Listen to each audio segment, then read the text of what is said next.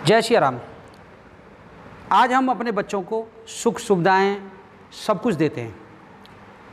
AC, गाड़ी, बंगला, कोई भी चीज़ हम नहीं चाहते कि हमारे बच्चों को किसी चीज़ की कमी रहे, लेकिन इनसे ज़्यादा हमें अपने बच्चों को ज़रूरत है संस्कारों की। अगर संस्कार नहीं दिए आपने तो सुख सुविधाएं, बंगला, ये सब देना आपका दुख का कारण बन जाएगा। महाभारत के अंदर पांडव और कौरवों की कहानी को आप देखें तो संस्कार और सुख सुविधाओं का तो तालमेल था।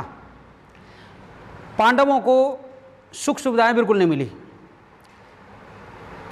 क्योंकि उन्हें वनवास में रहे, कुंती ने उनको पाला पोसा, कितने आबाद में रखा, परेशानियों से जूझे, लेकिन उनको संस्कार हमेशा दिए और कृष्ण का साथ हमेशा मिला उनको। वहीं दूसरी तरफ आप देखें कौरवों में सुख सुविधा की सभी व्यवस्थाएं थीं उसके पास, लेकिन कमी कहाँ? संस्कारों की थी। कभी अपने बेटे को कुंती ने और धृतराष्ट्र ने कभी अपने बेटे को ये नहीं देखा कि बेटा किस मार्ग पर जा रहा है या क्या कर रहा है। उसको साथ शकुनी जैसे मामा का मिला। उसी जैसी संगति मिलती है वैसे ही संस्कार उत्पन्न होते हैं। शकुनी का जब साथ मिला तो संस्कार उसमें किस तरह का है ये आप देखें।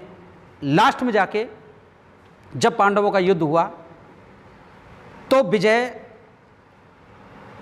पांडवों की हुई। क्यों हुई? संस्कारों के कारण।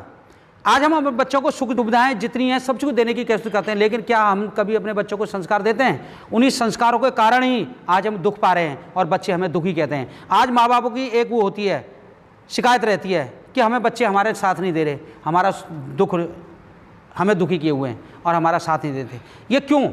हम दूसरे पे दोषारोपण तो करते हैं, अपने बच्चों पर दोषारोपण करते हैं, लेकिन कभी आपने सोचा कि आपके संस्कारों के कारण ही आपके बच्चे बिगड़े? ऐसी कौरव पांडव की कहानी यही तो बताती है। जिसको शकुनी जैसे मामा का साथ मिला उसको कैसे संस्कार मिले? कोई जितनी सुविधाएं एक राजयोग में सारी सुविधाएं थी, लेकिन पांडवों के पास क्या था? पांडव जंगल में रहे, अभावग्रस्त रहे, लेकिन कुंती ने अपने बच्चों को संस्कार दिए, अभाव में रखा, उन्हें कर्म करना सिखाया। लास्ट में जाके जीत उन्हीं की होती है और उनका साथ कृष्ण का मिला। इसलिए आप हमेशा ध्यान रखिए, बच्चों को सुख सुविधाएं देने की जगह उनको ज्ञान दीजिए, संस्कार दीजिए। ज्ञान के बल पर वो आगे बढ़ेंगे। अगर आपने संस्कार नहीं दिए, कहावत कही गई है, पूत कपूत दो तो फिर क्यों धन संचय, और पूत सपूत तो फिर क्यों धन संचय।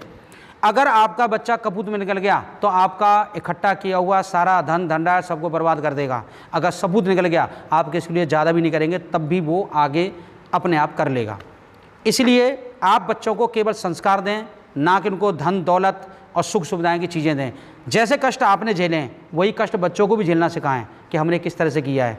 जो हम करते हैं वही बच्चों में संस्कार बनते हैं। हम करके दिखाएंगे वही संस्कार बनेंगे। अगर हम कहने से कभी संस्कार नहीं बनते। संस्कार किसी मार्केट से नहीं खरीदे जाते कि आप पास पैसा दे के संस्कार ले आएंगे, लेकिन जो आप कर्म करते हैं वही, जो करते हैं अपने घर में, वही संस्कार बनते हैं। आज अगर आप माँ बाप की अपने की सेवा करेंगे तो वो संस्कार बनेंगे और वही बच्चे आपकी भी करेंगे। अगर आप अपने माँ बाप की, बुजुर्गों की अगर बात नहीं मानेंगे और सेवा नहीं करेंगे तो वही बच्चों में संस्कार बनेंगे और वही आपको दुख आने वाला है।